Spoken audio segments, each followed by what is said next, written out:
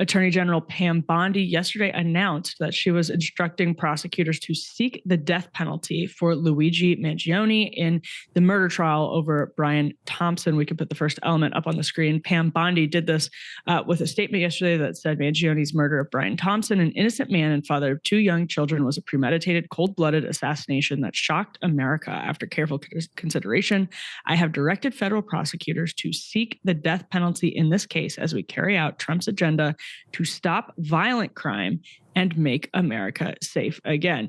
Now, Olivia Reingold over at the Free Press has some feelers out in Mangione world, in the world of Luigi fandom. And she checked in on some of the most intense Luigi followers. We could put the next element up on the screen, who were, pretty disappointed by Pam Bondi's announcement, although that's not entirely surprising.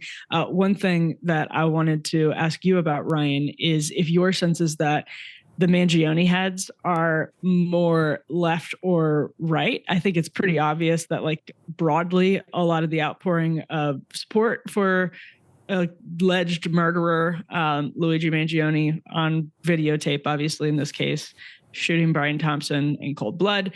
A lot of the support is, I think it's broadly coming from the left. At the same time, I wonder how much of this also is coming from like anti-establishment, MAGA, online MAGA world. It's kind of interesting.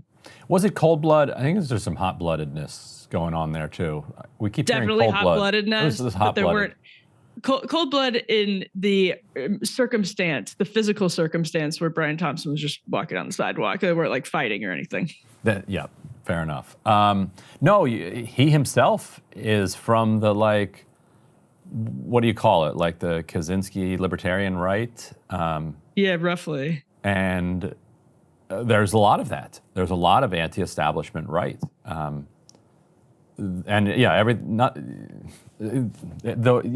young people today, you guys watching this show, you have curious cross-spectrum politics, but a lot of it is organized around knowing that there's something barbaric about the system, and also knowing that the levers of democratic control have been broken. That in many ways they're an illusion. That you can flip a switch, but if you actually could look behind the wall, that switch is unplugged from the wires. There's nothing's going on back there, and the switch is just there for you to mess around with and keep the kind of rats busy in the cage. So I think whether that's a left-wing anti-establishment or right-wing anti-system message, I don't know. It depends on kind of where it's channeled and what energy exists at the time to kind of channel it in a particular direction. And it shifts over time, as we've talked about with the kind of the Bernie to Trump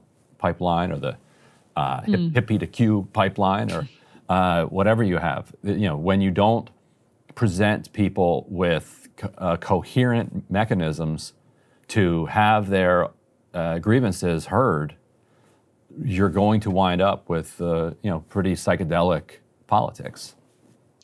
Yeah, so Playbook yesterday put an item out that said, quote, "How Trump Loses Gen Z." And that was their little blurb about Pam Bondi's announcement that she was instructing prosecutors to seek the death penalty for Mangione. And I saw some people on the right pushing back on that. And,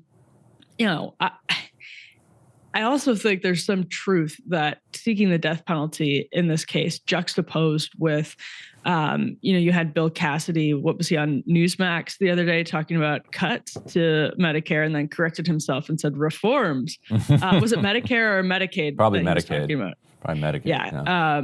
And so he caught himself referring to quote unquote cuts, and then sort of smiled at the camera and said, "I'm sorry, I mean reforms." So I think when you juxtapose the death penalty in the super high profile case of someone who's become a meme, and I think some of the love for Luigi is genuine. A lot of it is like kind of pop culture meme energy. But when that's powerful in and of itself. And when you juxtapose that with a Republican Party that still has no answer on healthcare other than quote unquote reform of things like Medicaid, it's actually not a good combination politically. Like that, Luigi is such a high profile meme is something that's absolutely on the pop cultural radar, that looking to use the death penalty in this case, and also at the same time not having like a humane solution to the healthcare crisis in this country is genuinely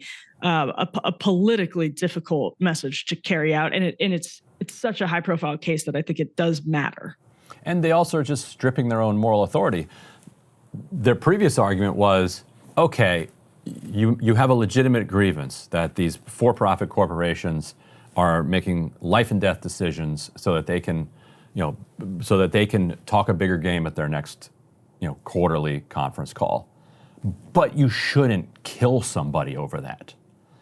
However, we're going to kill this guy over that. And maybe I'm just so divorced from regular American politics and the values that drive it that won't even be a problem for the people making the argument. But I think for regular people, it's like, wait a minute, you just said that he has legitimate grievances, but you shouldn't kill the person. So you have legitimate grievances against him. He allegedly killed somebody, but you're going to kill him. So now if we're all back on the same moral plane, he allegedly killed one people. The insurance companies are killing countless people. So if you're going to give up the moral authority of killing, you are not fighting then from very strong ground, I don't think.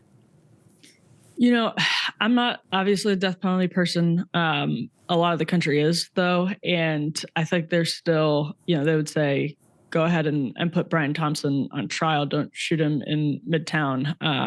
And so I think that's. But then would he get the death penalty after you tried him? And your point makes sense to me that it's like, if you look at the way a Brian Thompson is treated versus the way a Mangione is treated, or other people who are convicted of murder are treated, there's this just glaring disparity in the way that white collar criminals are either never brought to trial and never treated like criminals. I think that's absolutely true. And again, that's one of those things that the Trump era Republican Party was supposed to kind of have an answer to, this like high level of elite corruption. And it just never, now you have billionaires running around, doing liberation and Doge, and it's not the same, I think, MAGA that it was in 2015, 2016. So anyway, I think there's something to that.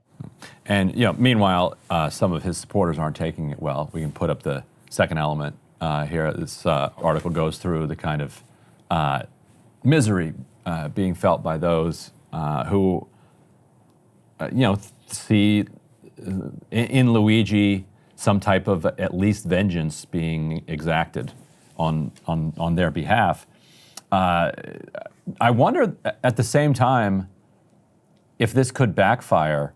The number one hope of people who support Luigi is that there would be some sort of jury nullification where this case would be prominent enough that everybody going in would know the contours.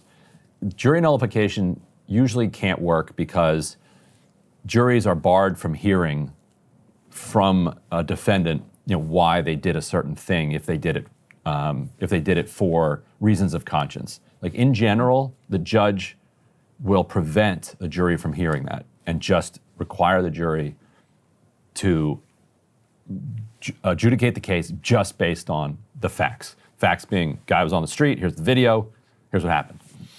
But so many people have become familiar with this story that the jurors are going to know what's going on here.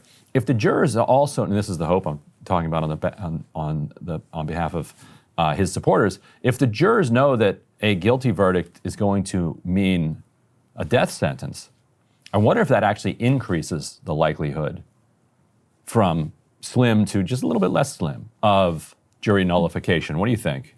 No, that's a really interesting point, because it's going to be, and that's, I think it's to the political calculation of this too, is this trial is going to be so high profile.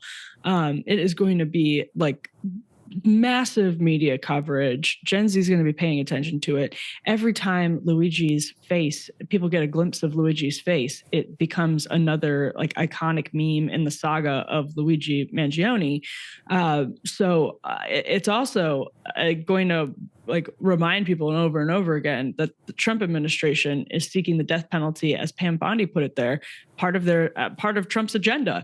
They see this as like an agenda item to seek the death penalty in the case of Mangione, and they still don't have an actual answer on healthcare. If anything, they're making cuts. So, I think, yeah, when you're looking at this, not teenagers, 20 something, or maybe he's in his early 30s now, who suffered immensely. There's some part of the reason Luigi's story pops is that there's some genuine sympathy for him based on his story. Doesn't justify anything, but it resonates with a lot of people who have also been pushed to the brink of sanity by the misery of the American healthcare system. And I think when you have a resonant story like that, and you elevate it to a death penalty case, there's something to what you're saying, Ryan. Now, politically speaking, and I'm not saying this is what the Bondi or the Trump administration are doing, if I were them and I were deeply cynical and just playing this for politics, I might throw the case. Trump actually might benefit from an acquittal and from the shock that would create among his supporters. And because if you look at the polling, young people by a plurality are supportive of Luigi, but the overall electorate is not. And a lot of the overall electorate is appalled at the people who are supportive of him.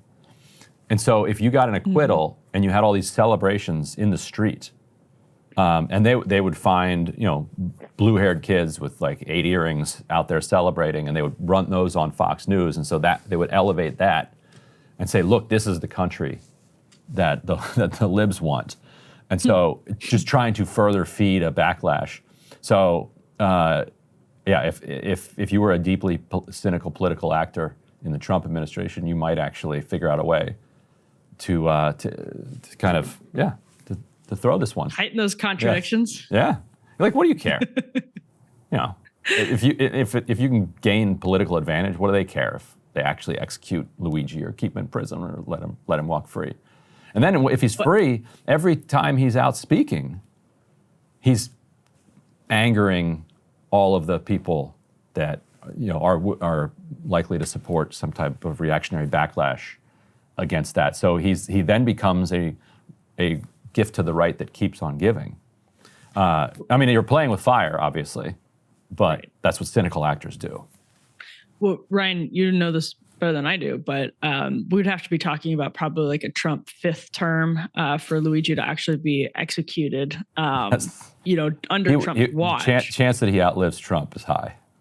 Yeah, well, yeah, there's that. Because the court battle is going to play out, and it's going to be very high profile, like in the near future. But then there's appeals and all of that in a death penalty case that could drag on for years and years. So we'll see what happens. Hey, if you liked that video, don't forget to hit the like button and subscribe to Breaking Points. If you want to see the rest of Counterpoints, go to breakingpoints.com to become a premium member and get the full uncut show every morning in your inbox and on Spotify.